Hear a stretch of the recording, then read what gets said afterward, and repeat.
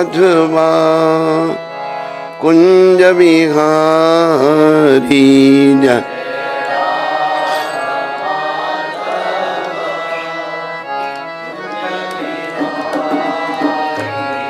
जय राधा माधवा कुंज बिहारी।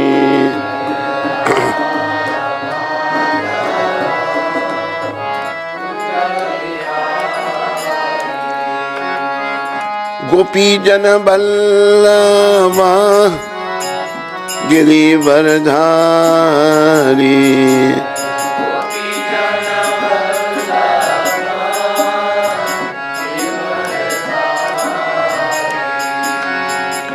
गोपी जन बल्लवा गिरिवरधारी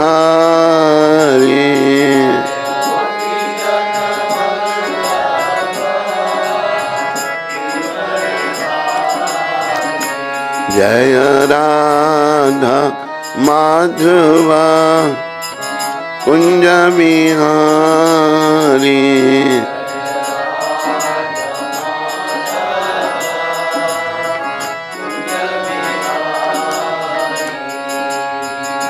यशोदानंदन ब्रज जनरंजन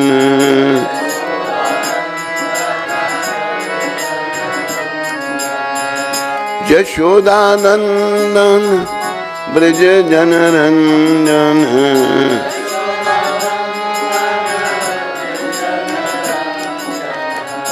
यमुना तीरा बनचारी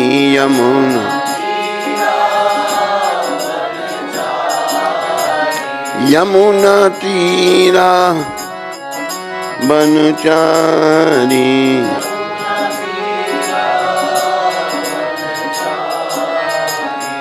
जय राधा माधवा कुंज बिहार।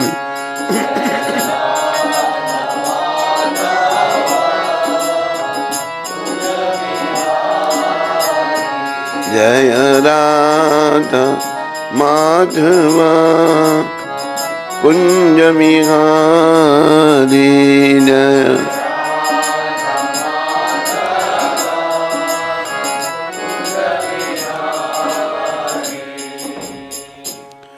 जय ओम विष्णुपाद परमहंस परिव्राजकाचार्य अष्टोत्तर सचरी श्रृंखला भक्ति वेदांत गोस्वामी महाराज श्रील प्रभुपाद की जय। जय ओम विष्णुपाद परमहंस परिव्राजकाचार्य अष्टोत्तर सचरी श्रृंखला भक्ति सिद्धांत सरस्वती ठाकुर महाराज प्रभुपाद की जय। ISKCON BBT founder Acharya, His Divine Grace Srila Prabhupada की जय। अनंत कोटि वैष्णववृंद की जय। नामाचार्य श्री हरिदास ठाकुर की जय। प्रेम से कहो श्री कृष्ण चैतन्य प्रभु नित्यानंद श्री अद्वैत गदाधर श्रीवासदि गौर भक्तवृंद की जय। श्री श्री गौर राधा कृष्ण गो गोपीनाथ श्याम कुंड राधा कुंड गिरी गोवर्धन की जय। श्री श्री वृंदावन मथुरा धाम की जय। श्री श्री नवदीप द्वारका धाम की जय। श्री धाम मायापुर धाम की जय। श्री श्री यमुनामयी गंगामयी की जय। श्री श्री तुलसी देवी भक्ति देवी की जय। श्री श्री सामवेद भक्तवृंद की जय। श्री श्री युग धर्म हरिनाम संकीर्तन की जय। संकीर्तन यज्ञ की जय। हमारे प्यारे गुरुदेव पूरी दुनिया में सनातन धर्म का प्रचार करने वाले अति दयालु परम कृपालु पतित पावन शिला प्रभुपाद की जय। पतित पावन शिला प्रभुपाद दिव्य पुस्तक वितरण की जय। निताय गौर प्रेमानंदी निताय गौर प्रेमानंदी। सब भक्तों की जय जयकार हो। सब भक्तों की जय जयकार हो, गुरु और गौरांग की जय जयकार हो।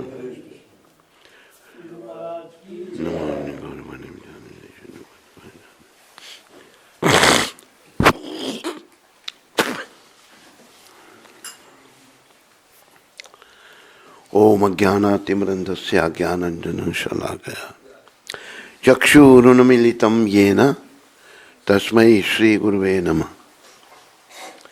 मिलकर सारे बोलो, नमः ओम विष्णुपदाय कृष्णा पृष्ठाय भूतले श्रीमते भक्ति वेदांत स्वामी दिना नमस्ते सरस्वती देवे गौरवाणी प्रचारणे निर्विशेष शून्य पाश्चात्य।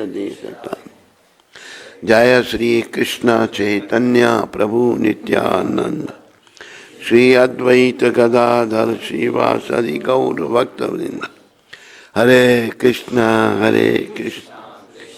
कृष्ण हरे हरे राम राम राम हरे हरे कृष्ण कृष्ण कृष्ण हरे हरे राम राम राम हरे कृष्णा कृष्ण कृष्ण हरे राम राम। नमः ओम विष्णुपदाय कृष्ण पृष्ठाय भूतले श्रीमति भक्ति वेदांत स्वामी इति नामने नमस्ते सरस्वती देवे गौरवाणी प्रचारणे निर्विशेष शून्यवादी पाश्चात्य देशधर्मे। हरे कृष्णा। आज 14 तारीख है और मंगलवार। आप सभी का स्वागत और धन्यवाद।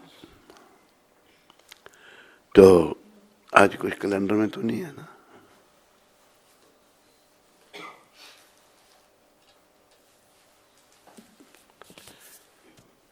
तो भागवत का पाठ कर रहे हैं। पहला अध्याय और पहला स्कंद चल रहा है।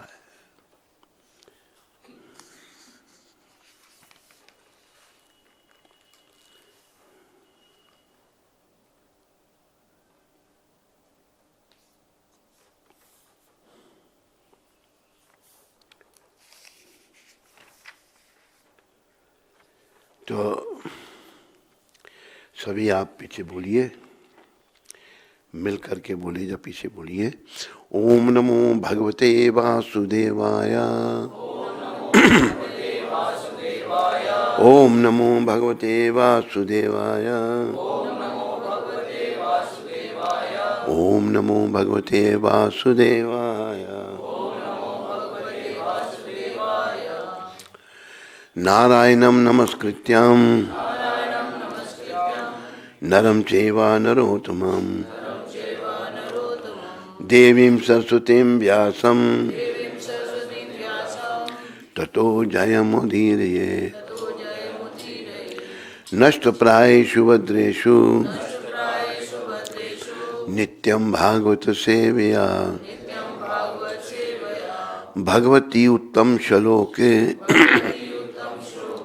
भक्तिर्भवती नैष्ठ की। तो विजय के साधन स्वरूप इस श्रीमद् भागवत का पाठ करने सुनने के पूर्व मनुष्य को चाहिए कि वह श्री भगवान नारायण को, नरोत्तम नारायण ऋषि को, विद्या की देवी माता सरस्वती को तथा ग्रंथकार श्रील व्यासदेव को नमस्कार करें।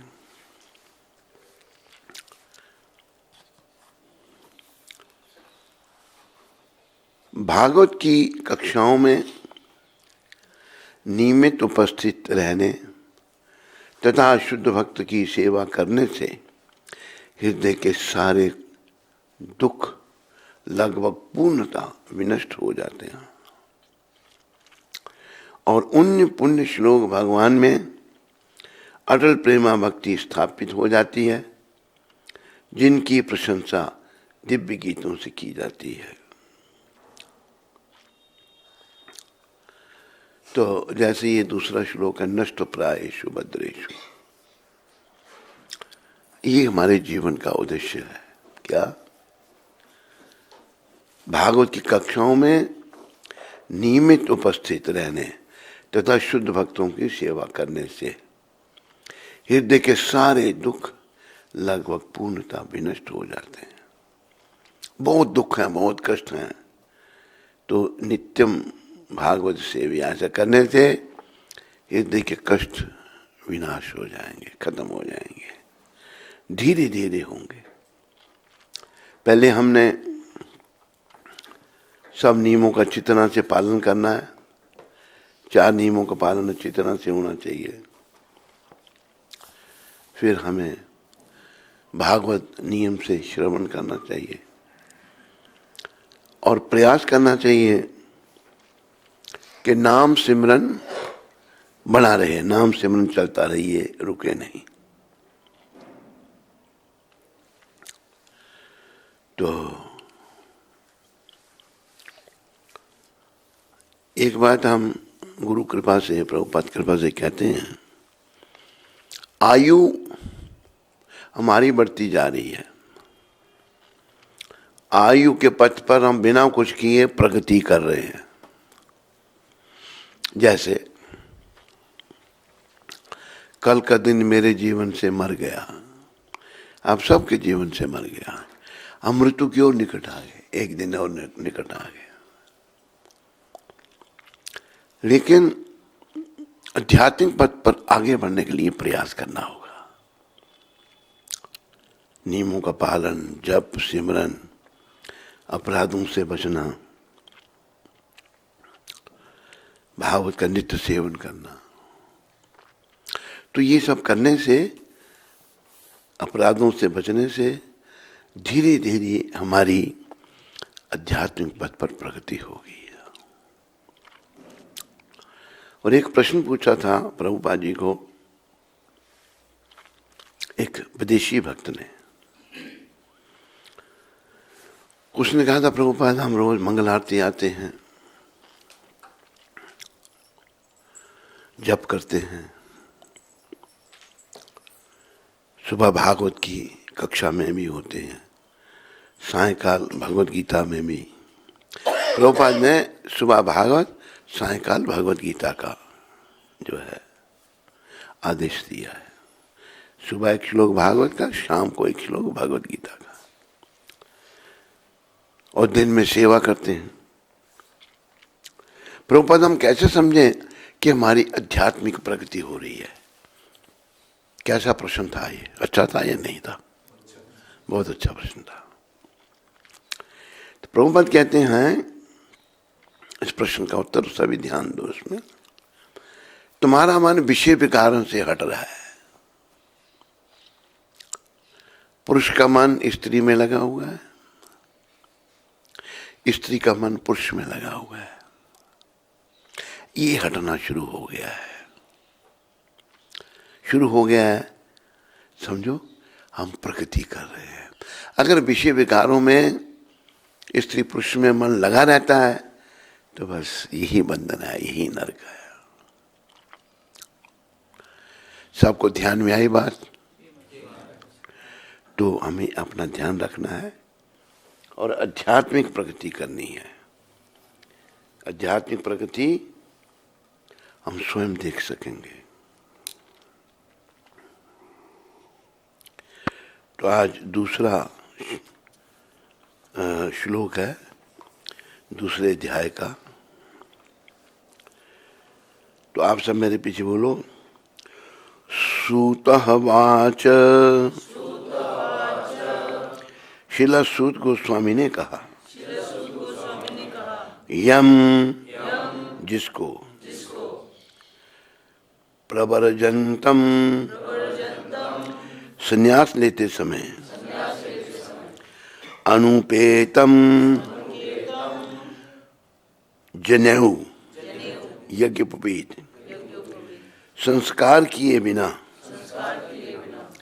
अपेत संस्कार ना करके कृत्यम करने कर्तव्य द्वैपायना शिला व्यासदेव ने विरह वियोग से कातरा भयभीत होकर आजुहावा पुकारा पुत्रति हे पुत्र तथा मयतया इस प्रकार लीन होकर तरवा सभी वृक्षों ने अभिनेदु उत्तर दिया तमा उनको सर्वा समस्त भूत जीवों के हृदयम हृदय मुनीम मुनि कोई अंतः असीम नमस्कार करता हूँ।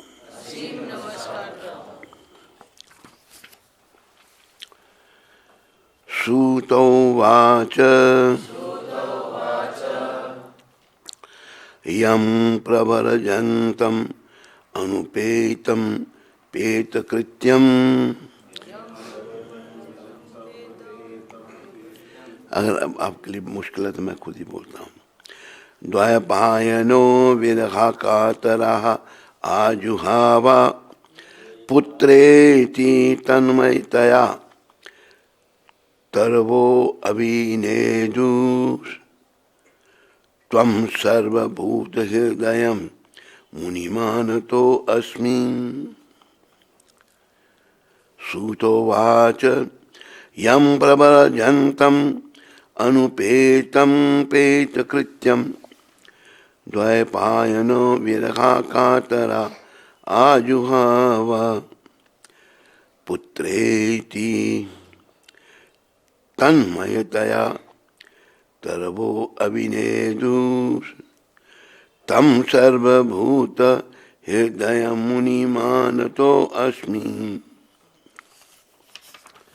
अनुवाद अभी आप सब बोलिए मेरे पीछे। शिला सूत गोस्वामी ने कहा,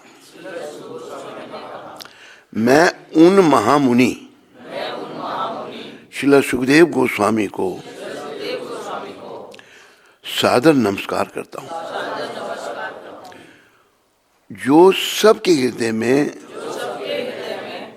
प्रवेश करने में समर्थ हैं। जब वे यज्ञोपवीत संस्कार अथवा उच्च जातियों द्वारा किए जाने वाले अनुष्ठानों को संपन्न किए बिना संन्यास ग्रहण करने चले गए, तो उनके पिता शिला व्यासदेव ने उनके वियोग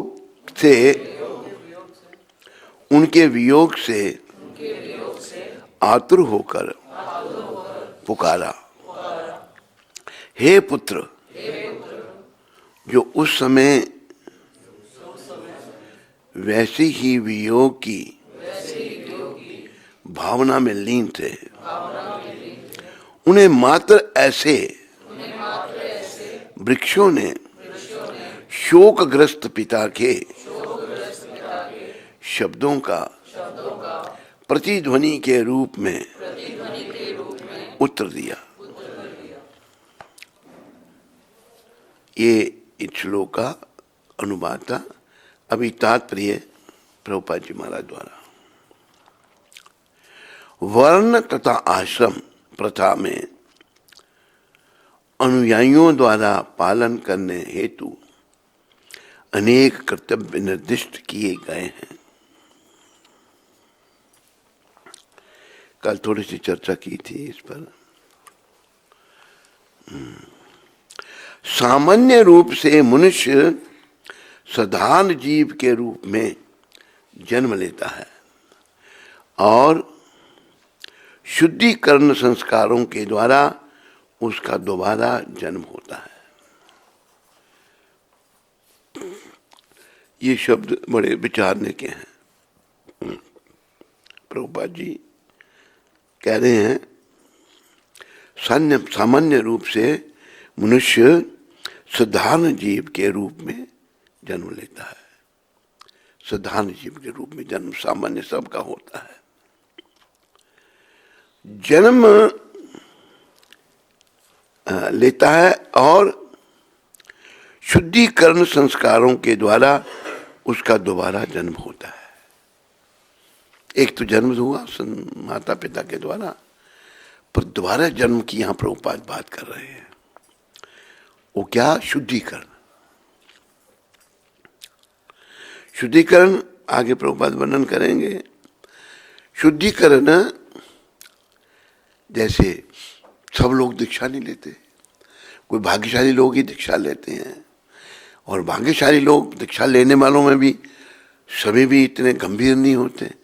जो उनमें और भाग्यशाली हैं वो गंभीरता से आध्यात्मिक जीवन को लेते हैं और आध्यात्मिक जीवन का पालन करते हैं, उसके अनुसार अपना जीवन बनाते हैं। और उन बनाने वालों में भी बहुत सारों में कोई ऐसे हैं जो भगवत प्राप्ति पथ को प्राप्त करते हैं, जो भगवान को पाते हैं। वैसे तो सभी को करना चाहिए। अब जैसे एक प्रभुपाद कृपा से उदाहरण दिया जाता है। उदाहरण ये है कि एक व्यक्ति घर में अकेला है, घर वाले किसी काम के लिए चले गए और उसको घर में छोड़ गए। पेट सबको लगा है, भोजन उसने कभी अपने हाथ से ना बनाया ना खाया, लेकिन अभी अकेला है, घर में सामान सब कुछ है, लेकिन कभी बनाया नहीं उसने। सोचता कैसे बनाऊंगा, कैसे करूंगा, क्या करूंगा। उसको बड़ा कठिन लग रहा है, लेकिन उसको वो कठिनाई सहन करने पड़ेगी। भोजन बनाना ही पड़ेगा, चूल्हा फूंकना पड़ेगा, दाल चढ़ानी पड़ेगी, आटा गूंदना पड़ेगा, रोटियां पकानी पड़ेगी, चाहे उसने कभी नहीं पकाई। क्योंकि अगर वो नहीं ऐसा करता है तो भूखों उसको मरना पड़ेगा। इसी प्रकार प्रभुपाद कृपा से हमें भक्ति करनी ही पड़ेगी, चाहे हमारा मन है या नहीं है, या कठिन लगता है। क्योंकि बिना भक्ति किए हुए, जैसे बिना भोजन किए हुए आदमी का जीवन नहीं चल सकता, इसी प्रकार बिना भक्ति किए, बिना भगवान श्री कृष्ण की शरण में आए बिना जीव का कल्याण नहीं हो सकता। और कल्याण करवाना बड़ा आवश्यक है, बहुत आवश्यक है। अच्छा भाई, कल्याण नहीं होगा तो फिर क्या होगा? उसको फिर आवागमन में जाना पड़ेगा, 84 लाख योनियों में जाना पड़ेगा, जन्म मरने के चक्कर में जाना पड़ेगा उसको, जो बहुत दुखदाई है। पुनरपि जननम पुनरपि मरणम, बार बार जन्म बार बार मृत्यु। ये शंकर भगवान ने भी एक चरपट पंजरिका में वर्णन किया है। पुनरपि जननम पुनरपि मरणम पुनरपि जननी जठरे शयनम, यह संसारे बहु दुस्तारे कृपाई पारे पाही मुरारे। ऐसा बुरा प्रभाव इस संसार का है, शंकर भगवान कहते हैं। तो इस बुरे प्रभाव से कैसे बचा जाएगा? तो महादेव कहते हैं भज गोविंदम भज गोविंदम गोविंदम भज मूढ़ मते। गोविंद को भजो, गोविंद को भजो, गोविंद को ही भजो। 3 बार कहा उन्होंने। तो अगर आदमी भोजन नहीं बना सकता, बनाया नहीं, जानता नहीं, पर जैसे तैसे उसको हिम्मत करके बनाना ही पड़ेगा, चाहे जितना नहीं भी बना सके पर पेट भरने के लिए उसको बनाना ही पड़ेगा। इसी प्रकार हमें भी भक्ति भगवान की करनी ही पड़ेगी। अगर हम भक्ति नहीं करेंगे तो भूख रूपी आवागमन बना रहेगा।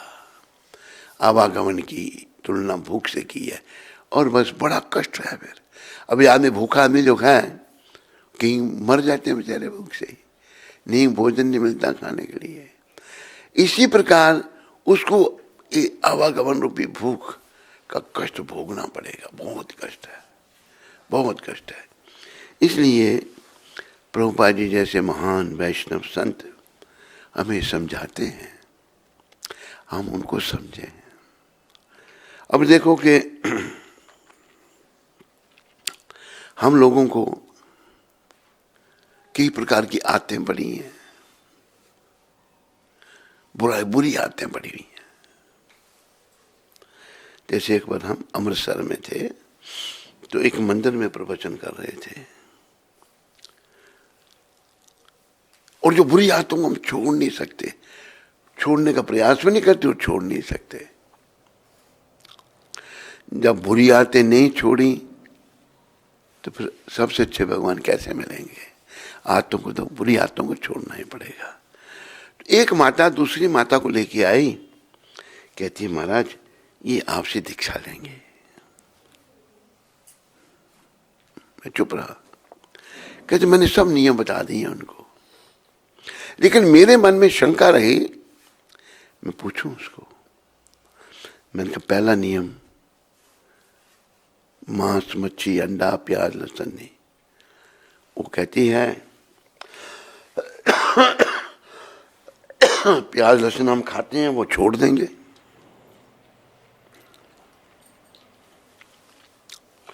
दूसरा नियम मैंने कहा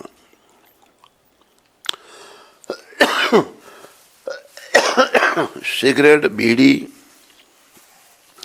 तम्बाकू पान चाय काफी कोई नशा नहीं, किसी प्रकार का भी नशा नहीं। जब मैंने चाय का नाम लिया कहती ये नहीं छोड़ सकती मैं, उठ के भाग गई वो। देखो हम छोटी सी चीज बोले, कल को शरीर छोड़ना है पर आज चाय नहीं छूट रही। तो हमें हिम्मत करनी है। ये सब मन के विषय हैं। मन हमारा मलिन है, वो बुराइयों में पड़ा हुआ है, वो बुराइयां नहीं छोड़ना चाहता। तो हमें प्रयास करना है, हिम्मत करनी है बुराइयों को छोड़ने की। जब मन हमारा नहीं माने, और देखो कल को ये शरीर छोड़ने में कष्ट भी इसी मन को होगा, कष्ट मन को ही होगा जो आज बुराइयों को नहीं छोड़ना चाहता। मन की गति बहुत ही खराब है।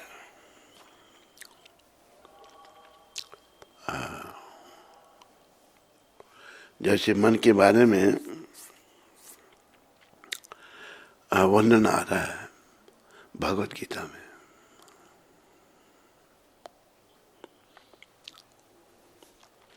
अर्जुन कह रहे हैं चंचलम ही मना कृष्णा।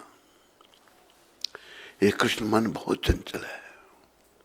वाकई ये बहुत चंचल। इसको बताया है मन को 10,000 हाथी का बल है, 10,000 हाथी की इसको शक्ति है। चंचलम ही मना कृष्णा परमार्थी बलभद्रम। श्लोक निकालो गीता का।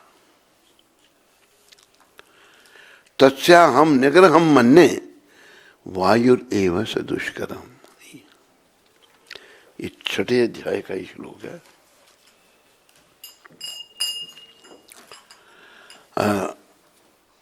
अर्जुन कहते हैं ये कृष्ण मन बहुत चंचल है, बड़ा मतलब कठिन है इसको बस में करना। वायु को कोई भले बस में करे, वायु में इतनी शक्ति, कौन वायु को कंट्रोल कर सकता है? कोई नहीं। वायु को कोई भले बस में कर ले, लेकिन मन बस में नहीं होता। तो फिर भगवान भी अपना, अर्जुन भी ऐसा कह रहे हैं।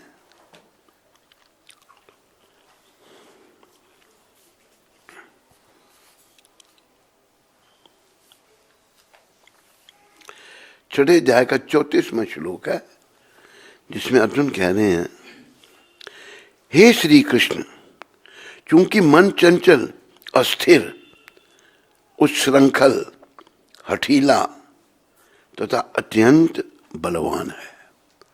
ये मन के देखो दोष, स्थिर नहीं रहने वाला, उच्छृंखल, हठीला, हट करने वाला तथा अत्यंत बलवान है।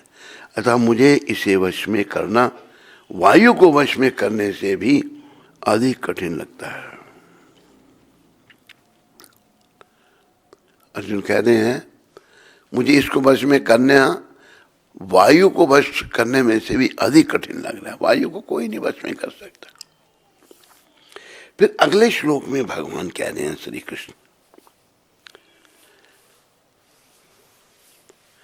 तो भगवान क्या कह रहे हैं, श्री भगवानुवाच असंशयम महाबाहो मनोदुर्निग्रहम चलम अभ्यासेन तु कौन्तेय वैराग्येन च गृह्यते।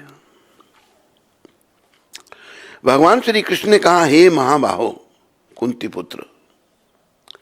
अर्जुन में बड़ी शक्ति थी, बस भगवान की देवी शक्ति थी। हे महाबाहो, कुंती पुत्र, निस्संदेह चंचल मन को वश में करना अत्यंत कठिन है। भगवान भी कहते हैं निस्संदेह, किंतु उपयुक्त अभ्यास द्वारा तथा विरक्ति द्वारा ऐसा संभव है। अभ्यास और विरक्ति। अभ्यास कैसे, अभ्यास का क्या मतलब? अब देखो, जैसे हम यहाँ बैठे सत्संग कर रहे हैं, मैं प्रवचन कर रहा हूँ, आप सुन रहे हैं, मेरा मन भी चंचल है, आपका भी चंचल है। मैं प्रवचन करते करते किसी और चीज का सोचने लग पड़ा। आप सुनने के लिए यहाँ बैठे हैं, आपका मन किसी का हल्द्वानी में चला गया, किसी का हल्दू चौड़ में चला गया, किसी का कहीं और चला गया। ये चंचल, इसने जाना है, लेकिन हमने अभ्यास करके, मुझे बार बार मैं प्रवचन कर रहा हूँ, इधर लगाना है मेरा मन, तू कहाँ जा रहा है, गलत है, ये प्रयास करना है। ये तो जाएगा जब तक ये मन शुद्ध नहीं होगा ना, इसने तो भटकना है। कई व्यक्ति देखेंगे बातों में बड़े निपुण बन जाते हैं, वो बातें करके सोचते हैं मैंने दूसरे को कन्विंस कर लिया। हमने दूसरे के दिलों को जीतना है। मन जो है, मन के वशीभूत होने के कारण, शुद्धि नहीं होने के कारण बहुत से लोग बातों में बड़े निपुण हैं। अब जैसे हमारे एक है भक्त उधमपुर में, उन्होंने एक को बोल दिया भाई, कन्विंस कर लिया, उसको प्रभावित कर दिया कि वो फुल टाइम भक्त बनेगा। उसको ना नहीं कर सका, मान गया, लेकिन वो भक्त नहीं बना आज तक। बातों से तो कन्विंस कर लिया, लेकिन उसका हृदय, जैसे एक बड़ी अच्छी बात एक भक्त ने कही, कई बातों से दूसरों को प्रभावित तो कर सकते हैं, लेकिन बदल नहीं सकते उनको। बदलना क्या है कि हम ये जो संसार के उल्टे सीधे काम कर रहे हैं, इनको छोड़ के असली काम में, कृष्ण भक्ति में लग जाए। बातों से तो प्रभावित कर दिया, लेकिन वो बदला नहीं। तो हमें बहुत सारी बातें समझनी है। इस मन को जो है समझना है। ये मन हमारे अंदर बैठा हुआ है, सबके अंदर ये मन है, और ये बड़ा ही कठिन है। इसको 10,000 हाथी का बल है मन को, इतनी शक्ति है इसमें। जब ये पद यात्रा शुरू हुई थी, तो पद यात्रा शुरू हुई थी गुजरात से। जब पद यात्रा शुरू, हम भी वहीं थे, तो पद यात्रा के साथ एक हाथी भी था। तो तो हम बस में बैठे हुए थे, तो पास में हाथी खड़ा था। नीचे हाथी ने अपनी सूंड फंसाई बस की जो खिड़की थी, वो तोड़ दिया। इतनी ताकत हाथी में, एक आदमी ने सूंड से खींच दी, उसने तोड़ दी वो। तो 10,000 हाथी में कितना वाला विचार करो। हाथी में बड़ी ताकत होती है। तो मन जो है बड़ा शक्तिशाली है। लेकिन हम ये कहें कि भाई मन को बस में हम नहीं कर सकते, करना ही पड़ेगा प्रयास। जैसे भोजन बनाना ही पड़ेगा, आटा नहीं है, आटा तो नहीं है, जैसे तैसे भी पेट भरना ही पड़ेगा। मान लो कोई अच्छी तरह से नहीं बना सकता, ऐसे ही उसने बना लिया, खा के पेट तो भर जाएगा उसका, प्राण तो बच जाएंगे उसके। अच्छी तरह से नहीं बचा, अच्छी तरह से भोजन नहीं बना था, खा लिया। इसी प्रकार भक्ति अगर हम करना शुरू कर देते हैं ना, तो अच्छी तरह से नहीं भी कर पाए तो फिर भी हानि नहीं है। प्रभुपाद ये समझाते हैं। मान लो कोई भक्ति में लगा, भक्ति को पूरा नहीं कर सका, तो मृत्यु हो गई, शरीर छूट गया, तो फिर पूरी नहीं हुई तो फिर आवागमन नहीं। जहां पर उसने पूर्व जन्म में भक्ति छोड़ी थी, अगले जन्म में फिर वहीं से शुरू करेगा। मान लो यहां से शुरू होकर यहां पहुंचना था, रास्ते में ही उसके प्राण छूट गए। जब प्राण छूट गए, अगले जन्म में फिर यहां से शुरू करेगा। भक्ति कभी इसका नाश नहीं है। तो भक्ति हम जैसे करेंगे, फिर भक्ति अगले जन्म में भक्ति। और प्रभुपाद उदाहरण देते हैं भौतिक जीवन का। आदमी भौतिक दृष्टि से बड़ा धनवान, किसी चीज की कमी नहीं, भौतिक जीवन के वो शिखर पर पहुंचा हुआ है। मृत्यु हो गई, अगला जन्म फिर जीरो से शुरू करना पड़ेगा, फिर शुरू से। लेकिन आध्यात्मिक जगह भक्ति जो है जितनी भी की होगी, अगले जन्म वहीं से शुरू होगी। अभी ऐसा देखा जाता है कि ये लोग जन्म से ही धार्मिक होते हैं। कुछ कुसंस्कार भी होते हैं, कुसंस्कार बुरे संस्कार भी होते हैं, लेकिन धार्मिकता भी है उनमें। तो भक्ति करनी ही पड़ेगी, और नहीं तो भाई आवागमन रूपी भूख से पीड़ित होना पड़ेगा, मरना पड़ेगा, कष्ट उठाने पड़ेंगे। और एक बात प्रभुपाद जी ने और कही है कि हमें ये नहीं सोचना चाहिए चलो अगला जन्म में और हो जाएगा। प्रयास ये होना चाहिए। संत कह रहे हैं, परम संत प्रभुपाद जी, कि भाई अगले जन्म का ही मत सोचो, क्योंकि ये कलयुग दिन प्रतिदिन खराब होता जाएगा। अगला जन्म पता नहीं कैसा वातावरण होगा, कैसे लोग होंगे।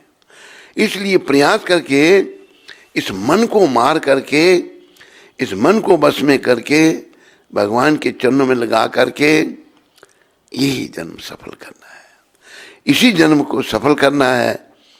और अपने घर को, जहां सतचित आनंद में जीवन है, अपना घर वैकुंठ लोक,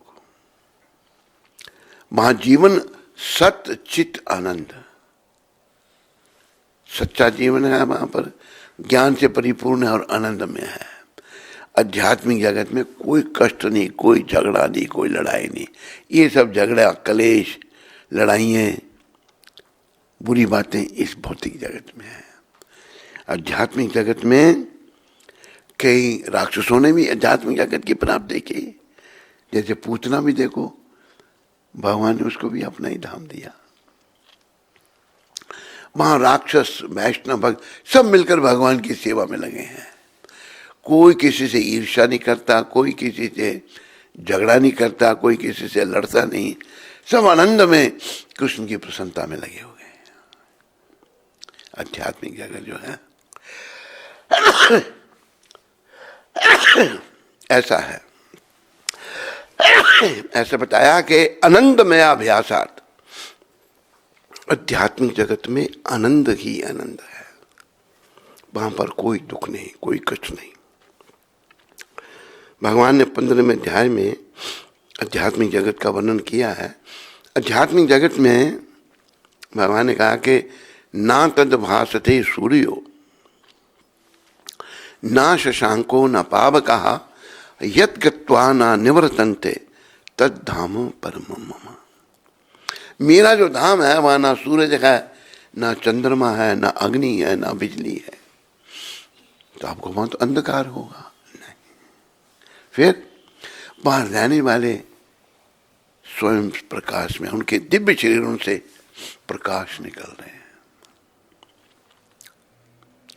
और भगवान ये भी कहते हैं यत् गत्वा न निवर्तन्ते, मेरे धाम में जो एक बार आता है पुनः उसको उस पृथ्वी पर वापस नहीं आना पड़ता, सदा के लिए वहीं रहता है। और प्रभुपाद की कृपा से आप सब याद रखो, यही जीवन का उद्देश्य है। कुछ अगर बुराई है हमें छोड़ें, उसको प्रयास करें, इस मलिन मन को समझें। कुछ भी दोष अगर है हमें उसको निकाल, कोई अगर हमारा दोष निकाल रहा है उसको बुरा नहीं मानो, कोई तो निकाल रहा है हमारे दोष को। और ऐसा गुरु महाराज कहते थे, प्रभुपाद जो हैं, हमें उनकी सेवा का मौका मिला तो डांटते भी थे, वो डांटते थे, पर उनकी कृपा से हम कभी भी उनके आगे बोले नहीं कुछ भी। अपनी अज्ञानता के कारण बुरा लगता है, डांट पड़ रही है हमको, क्यों डांट रहे हैं गुरु महाराज। एक दिन हमने पूछा उनको, मैंने कहा आप जब हमें डांटते हैं तो हमें क्या करना चाहिए? कि तुम्हें हंसना चाहिए। मैंने ऐसा क्यों? कि देखो दुनिया में इतने लोग हैं सब उल्टे सीधे काम, प्राय जो भक्त नहीं है उल्टे सीधे काम कर रहे हैं, पाप कर रहे हैं, बुरे काम कर रहे हैं। उनको कोई टोकता है? कोई नहीं, सभी नरकों में जाएंगे। और जब गुरु शिष्य को टोकता है, इसका अर्थ है कि उस आत्मा पर परमात्मा श्री कृष्ण की कृपा हो रही है, गुरु के माध्यम से उसका सुधार हो रहा है, तो प्रसन्न होने वाली बात है।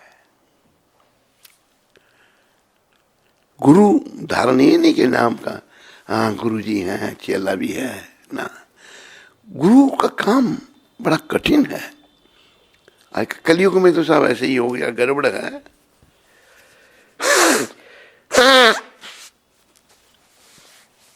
कलयुग में गुरु शिष्य का फैशन बन गया। एक बार एक व्यक्ति हमको मिला, उसने पजामा पहना होगा सफेद। मैंने पूछा, मैंने क्या काम करते हैं? उसने कुछ ऐसे शब्द कहे, भाई मैं गुरु दीक्षा देता हूँ, गुरु बना हुआ है। क्या गुरु बना हुआ है? कोई पता नहीं उसको अपना, ये धंधा बना लिया लोगों ने। लेकिन कृष्ण भगवान ने बड़ी कृपा करके प्रभुपाद जी ऐसे संत को भेजा। ऐसा कहा है,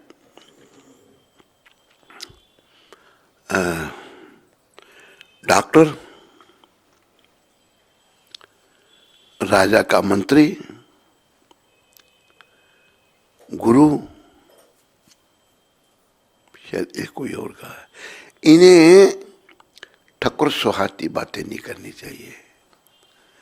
डॉक्टर के पास एक मरीज आया, बड़ा पैसे वाला है, आता है तो अच्छी अमाउंट देके जाता है डॉक्टर को। डॉक्टर ने देखा उसको, तो उसको शुगर की बीमारी है। तो शुगर उसको खाता है बड़ी, वो उसको बड़ी प्यारी है शुगर। डॉक्टर सोचता है अगर मैं इसको मना करूंगा तो नाराज हो जाएगा, और नाराज तो हो जाएगा, पर शुगर से तो उसके प्राण जा सकते हैं। शुगर को उसको बंद ही करना पड़ेगा। तो डॉक्टर अपने स्वार्थ के लिए उसको मना नहीं करता, भाई नाराज होगा। तो मरीज का उद्धार नहीं होगा, मरीज के प्राणांत हो सकते हैं। और राजा का मंत्री, मंत्री का काम है राजा को ठीक सलाह देना। राजा भी गलती कर सकता है, मंत्री का महाराज ऐसा नहीं, ऐसा करना चाहिए आपको।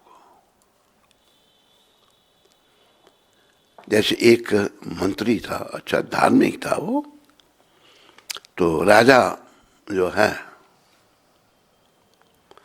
उसको हर बात पूछ के करता था। तो एक दिन क्या हुआ कि राजा की उंगली कट गई, उंगली कट गई तो बड़ा कष्ट हुआ राजा को, खून बहा बड़ा। वो राजा पूछता है मंत्री को, भाई मैं सब तेरे कहने पर अच्छा ही काम करता हूं, मेरी उंगली क्यों कट गई? तो मंत्री कहता है भगवान जो करता है अच्छा ही करता है। राजा को दर्द हो रही तो क्रोध आ गया उसको, कहते इसमें क्या भगवान ने अच्छा किया, मेरी उंगली काट दी। हर समय यही बोलता है। उसने गुस्से में आदेश दे दिया, इसको बंद कर दो जेल में। मंत्री को जेल में बंद कर दिया। जब मंत्री को जेल का आदेश दिया तो मंत्री कहता है भगवान जो करता है अच्छा ही करता है। उसने ये नहीं कहा क्यों मेरे को जेल में डाल रहा है, भगवान जो करता है। मंत्री जेल में चला गया। राजा की उंगली कुछ समय के बाद ठीक हुई तो राजा लोग जाते हैं शिकार करने। पहले उस मंत्री को साथ ले जाता है, इस पर अकेला ही घोड़े पर बैठा और चल पड़ा। जा रहा है, जंगल में चला गया। जाते जाते ऐसी जगह पहुंच गया जहाँ जंगली लोग मिल गए उसको। आपको पता है कि जंगलों में लोग रहते हैं, आदिवासी लोग जो हैं जंगलों में रहते हैं।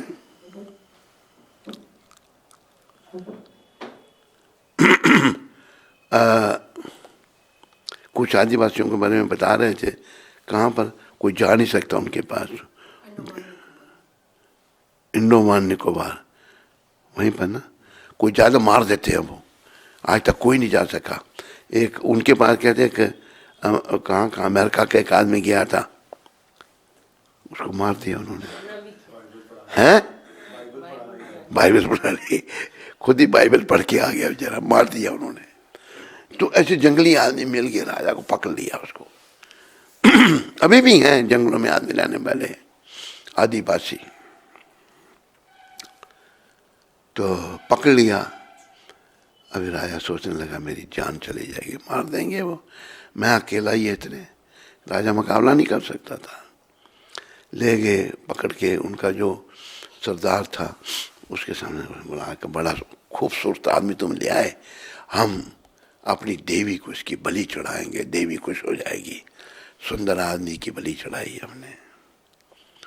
राजा को नहलाया नुलाया, उसकी बलि की तैयारी होने लगी। तैयारी जब होने लगी तो उनका लीडर कहता भाई देखो इसके अंग पूरे हैं या नहीं है। ऐसी मान्यता है कि अंगहीन की बलि नहीं लगती। देखा उंगली, पाँव देखे बराबर, एक हाथ देखा, दूसरा देखे उंगली नहीं, कहती इसकी एक उंगली नहीं, कहो इसको छोड़ दो, ये तो अपराध हो जाना था हमसे, अंगहीन की बलि चढ़ाने से। छोड़ दिया उसको, जहाँ से ले जाओ। अभी राजा को लगा, ध्यान में आया मेरी उंगली नहीं कटी होती तो गर्दन कटनी थी आज। भगवान ने उंगली काट के मेरी गर्दन बचा दी। अच्छा ही किया पुजारी, मेरा मंत्री ठीक ही कहता था। आया जा कहा भाई मेरे मंत्री को बाइज्जत वहां जेल से लेके आओ। कहा मंत्री जी आज पता लगा मुझे, आपने कहा था भगवान जो करता अच्छा ही करता है। आज मुझे पता लगा, सारी बात सुनाई, अगर मेरी उंगली नहीं कटी होती तो गर्दन कट जानी थी। पर एक बात मेरी समझ नहीं आई। मंत्री कहते क्या महाराज, कि आप इतने अच्छे आदमी, आपको क्यों भगवान ने जेल में भेजा? पीछे तो भगवान का ही आता है ना, जब मंत्री या राजा निमित्त बना, पीछे भगवान ही है। कहते महाराज आपने समझा इस बात को? कहते नहीं। कहते आप जब भी शिकार खेलने जाते मुझे साथ ले जाते थे, इस बार भी जाते तो मुझे ले जाना था आपने। ऐसे हम जंगल में फंस जाते, वहां पर आपने तो फंस जाना था, मेरी गर्दन कट जानी थी। भगवान ने मुझे जेल में डाल के बचा लिया और आपकी उंगली काट के। राजा ये सब बातें कब समझ में आती हैं? जब हम भक्ति पथ में आगे बढ़ते हैं। इसलिए हर प्राणी को, इसलिए भागवत में कहा है, वो श्लोक निकालो, सवे पुंसाम परो धर्मो यतो भक्ति अधोक्षरे अहितु की अप्रतिहता ये आत्मा सुप्रसिद्ध थी। सबका काम भगवान की भक्ति करना है, उसमें ये नहीं कि इस जाति का कर सकता है, नहीं, ऐसा भागवत नहीं ऐसा कह रहा है। भागवत सारे ग्रंथों का सार कह रहा है, सबको भक्ति करनी चाहिए भगवान की। क्यों करनी चाहिए? ये पहले मैं आपको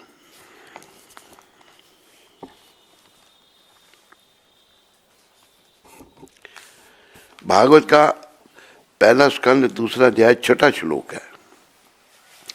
सबे पुंसाम परो धर्मो यतो भक्तिर अधोक्षजे अहितु की अप्रतिहता यह आत्मा सुप्रसिद्ध थी। अर्थात संपूर्ण मानवता के लिए, सारी मानवता, उसमें ये नहीं कहा खाली हिंदुओं के लिए, सारी मानवता, सबे पुंसो, जितने जीव हैं, संपूर्ण मानवता के लिए परम वृत्ति धर्म, परम वृत्ति में धर्म उनका कर्तव्य वही है जिसके द्वारा सारे मनुष्य दिव्य भगवान की प्रेमा भक्ति प्राप्त कर सके, सारे आदमी भगवान की प्रेमा भक्ति प्राप्त कर सके। ये नहीं कहा कि एक ही जाति कर सकती है, सभी, ब्राह्मण, क्षत्रिय, वैश्य, शूद्र, स्त्री, पुरुष, गोरा, काला, सारे। और अनेकों उदाहरण है। हम एक दिन उधर गए थे वृंदावन में, हमने ताज बीबी की समाधि देखी। ताज बीबी मुसलमान थे। पास में उधर रस खान जी का नाम क्या था दूसरा? सैयद इब्राहिम। रस खान उनको भगवान ने कहा, और रसों की खान थे, नाम उनका सैयद इब्राहिम था। उनकी समाधि वहां पर है। बड़ा अच्छा भी यूपी सरकार ने, पहले तो राज ऐसे ही था उल्टा, कोई ध्यान नहीं दिया उनकी तरफ। ताज बीबी जो है वो कहते हैं जा रही थी मक्का मदीना, जा रही थी, जब इधर से गुजरी ब्रिज से तो आवाजें आई बड़ी बड़ी, ये कहीं यहाँ छोटा खुदा है, तो उसके अनुयायी बड़ा खुदा उनका है। कितने मन में छोटे खुदा को देखना चाहती हूँ, देखने आई, कहते मैं नहीं जाती अभी यहाँ से। उन्होंने कहा यहीं रही, उन्होंने अपना जीवन वहीं बताया। आज भी उनकी चिन्ह है, समाधि है। उन्होंने कहा कि हूँ मुगलानी हिंदवानी, अब ये रहूंगी मैं। मुगलानी तो हूँ, मैं मुगलानी हूँ, तो हिंदवानी हिंदू बन के रहूंगी। भगवत प्राप्ति हुई उसको, रसखान को भगवान के दर्शन हुए। तो मतलब कहने का ये है, भक्ति सभी के लिए है, कोई जाति भेद, कोई रंग भेद, कोई भेदभाव नहीं है। आत्मा तो भाई ना हिंदू है, ना मुसलमान है, ना सिख है, ना ईसाई है। आत्मा तो परमात्मा का अंश है। कर्म से कोई कुछ बना, कोई कुछ बना, तो वही हम वर्णन आ रहा है भागवत में। संपूर्ण मानवता के लिए परम वृत्ति धर्म वही है जिसके द्वारा सारे मनुष्य दिव्य भगवान की प्रेमा भक्ति प्राप्त कर सके। क्योंकि हम सब भगवान के हैं, उनकी प्रेमा भक्ति, उनसे हम प्रेमा भक्ति के द्वारा जुड़ कर सकें। ऐसी भक्ति अकारण, किसी कारण से नहीं, तथा अखंड होनी चाहिए। ये नहीं अभी की अभी नहीं, कोई कारण नहीं होना चाहिए भक्ति का। और अखंड, जो कभी टूटे नहीं, अखंड रहे। अखंड तथा अकारण, अकारण तथा अखंड होनी चाहिए, जिससे आत्मा पूर्ण रूप से संतुष्ट हो सके, आत्मा उससे प्रसन्न हो जाएगी भगवान की भक्ति से। ये जीवन का उद्देश्य है। तो भागवत जो है ये भगवान की वाणी है। भगवान वेद व्यास ने ये दिया भागवत, और ये पर्याप्त है भगवत प्राप्ति के लिए। इसमें बताए हुए नियमों पर चलने से, इसके अनुसार। और एक बात कृपया सभी याद रखो, प्रभुपाद कहते थे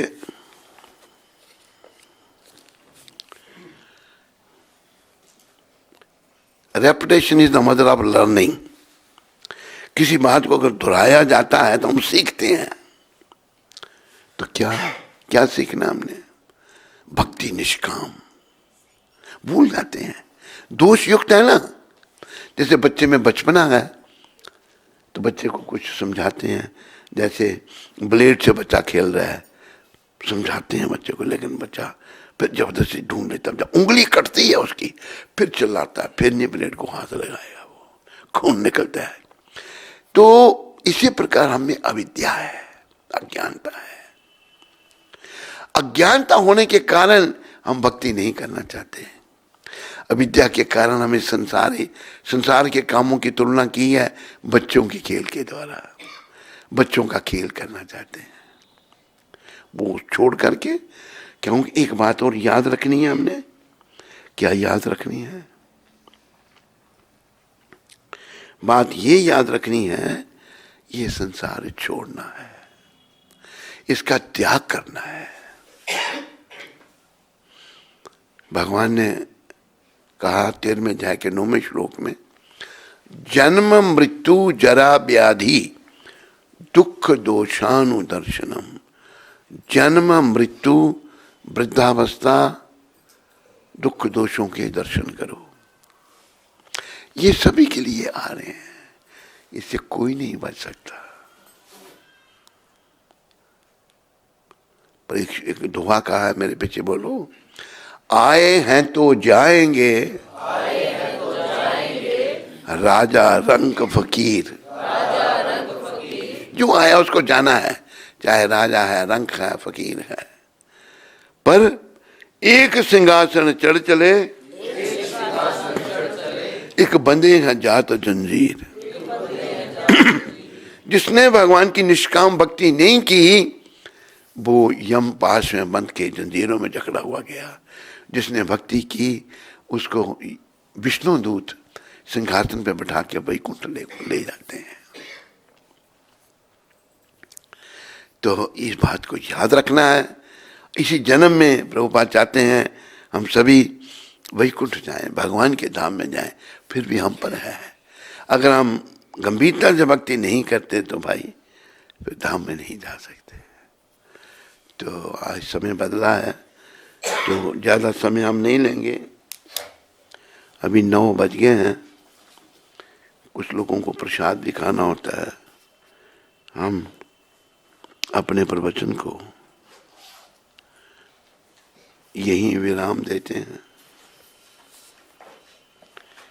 और आप सबका धन्यवाद करते हैं।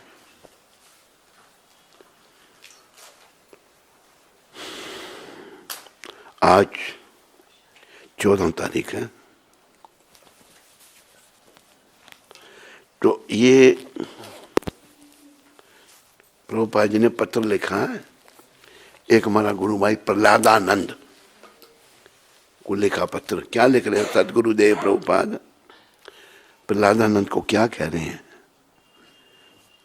इस 14 तारीख 1969 को कहा था, श्री कृष्ण को भूलकर हम एक कैदी के समान हो गए हैं। बड़े गुरुदेव की एक एक बात इतनी, भगवान को भूलकर हम एक कैदी के समान हो गए हैं। और इस कीर्तन द्वारा श्री कृष्ण हमें पुनः उनसे जुएने का, पता नहीं क्या शब्द है, जुएने का अवसर प्रदान कर रहे हैं। हम भगवान से लग होकर कैदी जैसे हो गए हैं, लेकिन ये जो कीर्तन हरे कृष्ण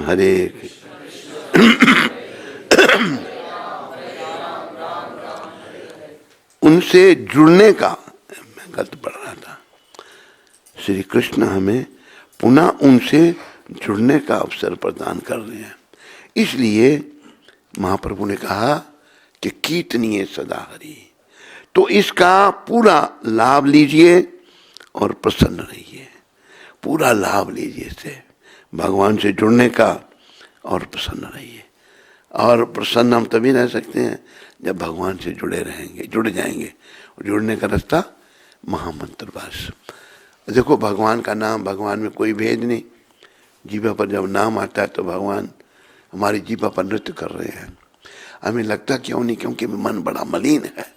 धीरे धीरे धीरे धीरे करने से शुद्धि जब होगी ऐसा कहा है,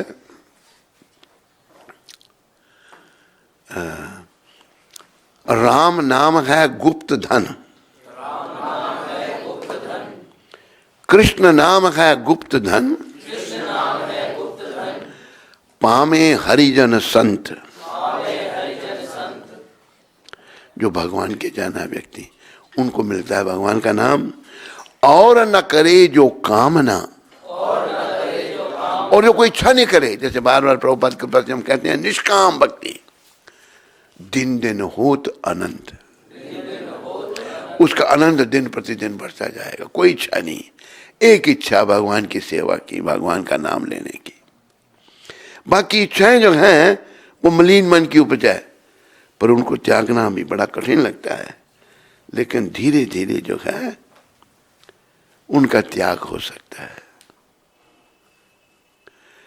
धीरे धीरे हम त्याग पाएंगे और भगवान, जैसे ही हम त्याग पाएंगे मलिन मन की बातों को, तो भगवान के निकट आते जाएंगे। और नाम बस, श्री कृष्ण को भूलकर हम एक कैदी के समान हैं, समान हो गए हैं। और इस कीर्तन द्वारा श्री कृष्ण हमें पुनः उनसे जुड़ने का अवसर प्रदान कर रहे हैं। ये भगवान की कृपा है। ये जो कीर्तन है, गौलोकेरा प्रेमाधन हरि नाम संकीर्तन, जो हरि नाम संकीर्तन है, ये भगवान गौलोक धाम से पृथ्वी पर लाए हैं। श्री कृष्ण चैतन्य महाप्रभु जो गौलोकवासी हैं, भगवान अपना चैतन्य महाप्रभु आए कलयुग के लोगों के उद्धार के लिए। वो हरि नाम लेके आए हैं। लेकिन एक भक्त कहते हैं, रति न जाने में लोग कहना था, मेरा प्रेम नाम से नहीं होगा। मैं इतना भाग्यहीन हूं, भगवान गौलोक का प्रेम अधान लेके आए हैं और मेरा नाम से प्रेम नहीं हुआ। उनसे जुड़ने का अवसर प्रदान कर रहे हैं नाम के द्वारा। तो इसका पूरा लाभ लीजिए और प्रसन्न रहिए। पूरा लाभ लीजिए, जितना हो सके उतना नाम जपिए। चलते फिरते उड़े, मन जब मलिन है, गंदा है, पाप कर्म है सर पर, जैसे वो कहा है ना,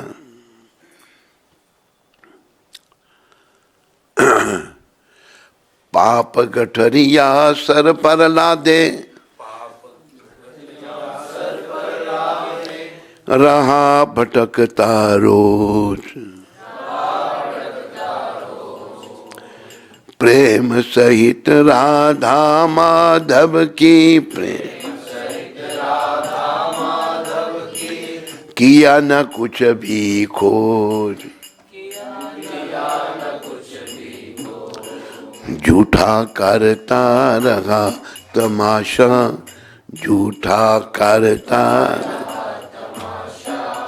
बातों में बीती जाए, बातों में बीती जाए, तेरी हीरे जैसी श्वासा बातों में बीती जाए, तेरी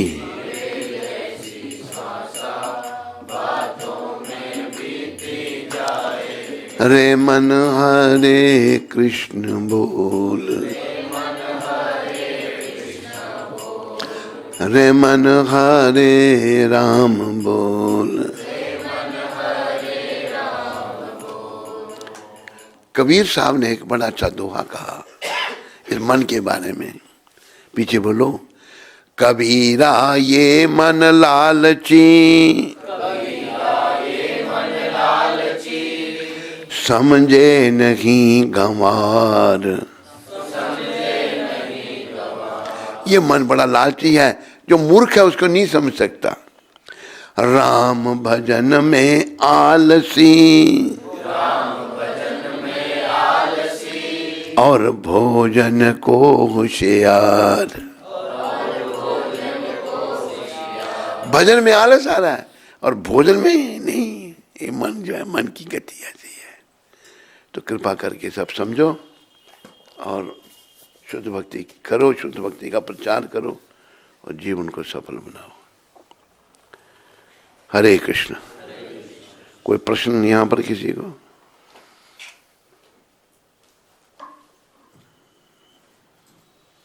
योगेश दिल्ली से। हरे कृष्ण गुरु महाराज जी के। योगेश तुम्हारे पास भी है क्या?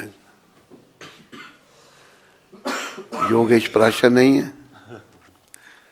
हरे कृष्ण गुरु महाराज जी के कमल चरणों में मुझ पतित का कोटि कोटि दंडवत प्रणाम। शिला प्रभुपाद जी के चरणों में आपके अच्छे स्वास्थ्य के लिए प्रार्थना करता हूँ।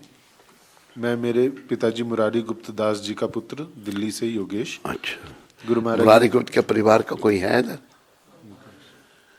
मुरारी गुप्त नहीं है ना? हाँ। गुरु महाराज जी, मैंने 11 फरवरी शनिवार को सपने में देखा शिला प्रभुपाद जी समुद्र में अपने कई सारे शिष्यों के साथ जहाज में रहते हैं और मैं भी प्रभुपाद जी के एकदम बगल में था। प्रभुपाद जी अपने सभी शिष्यों को बताते हैं कि भक्ति में ऊपर उठने से पहले नीचे की ओर जाना पड़ता है। यही बात कहते हैं और प्रभुपाद जी की आंखें लाल थी, प्रसन्न थे, मगर स्वस्थ उनका ठीक। आंखें लाल थी और प्रसन्न थे। प्रसन्न जी, मगर स्वस्थ उनका ठीक नहीं लग रहा था। मैं और उसी सपने में थोड़ी देर बाद महाराज जी आपको देखता हूँ। आप लेक्चर होने के बाद सभी भक्तों को अपने हाथों से तरबूज प्रसाद काट कर वितरित करते हैं और मुझे भी देते हैं। तरबूज बहुत मीठे थे। महाराज श्री आपका बहुत बहुत धन्यवाद। गुरु महाराज जी, आप स्वप्न में मुझे कई बार दर्शन देते रहते हैं, परंतु आपके समक्ष स्वप्न प्रकट करने की मुझ पतित में क्षमता नहीं हो पाती। कोई त्रुटि हो तो क्षमा करना गुरु महाराज। हरे कृष्ण गुरु महाराज जी, दंडवत प्रणाम।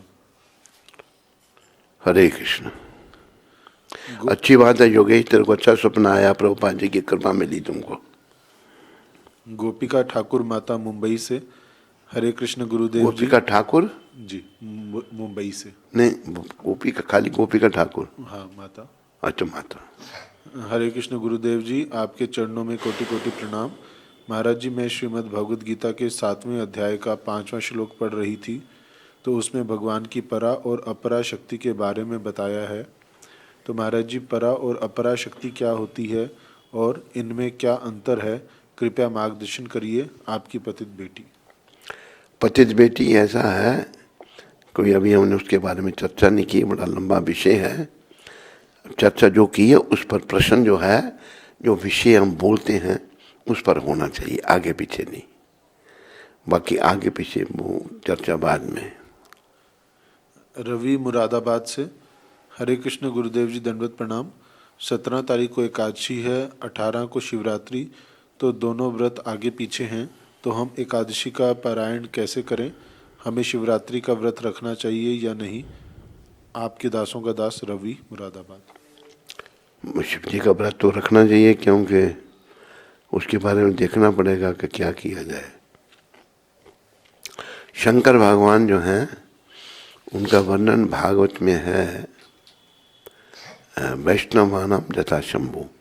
वो वैष्णवों की सरताज हैं शंकर भगवान, और व्रत तो रखना चाहिए। अभी ये विचार करने की बात है, कैसे बताएं हम तुमको। हाँ, वैष्णवों की शिवरात्रि 19 को है, बता रहे हैं। वैष्णव की महाराज जी 19 को है शिवरात्रि। अच्छा, फिर ठीक है, एक दिन गैप एक गैप है ना। देखो क्या नाम इसका, है। रवि। रवि। वैष्णवों की शिवरात्रि 19 को है, हमारी शिवरात्रि उसके एकादशी के दूसरे दिन नहीं है। ज्योति प्रकाश जी, कोटा से। हरे कृष्ण महाराज जी, दंडवत प्रणाम। महाराज जी, मेरे यहाँ पुत्र हुआ है, कृपया आप उसका नामकरण कर दें।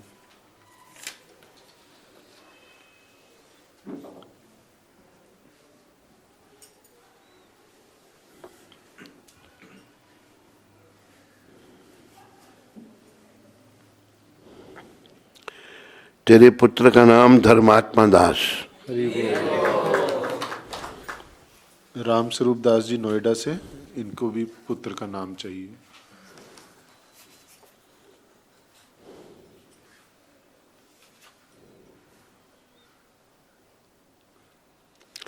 तेरे पुत्र का नाम पंच तत्व दास।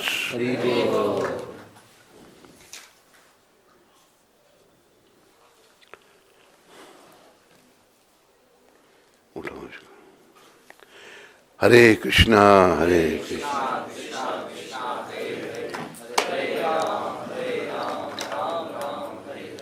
हरे कृष्णा हरे राम हरे चलो आज का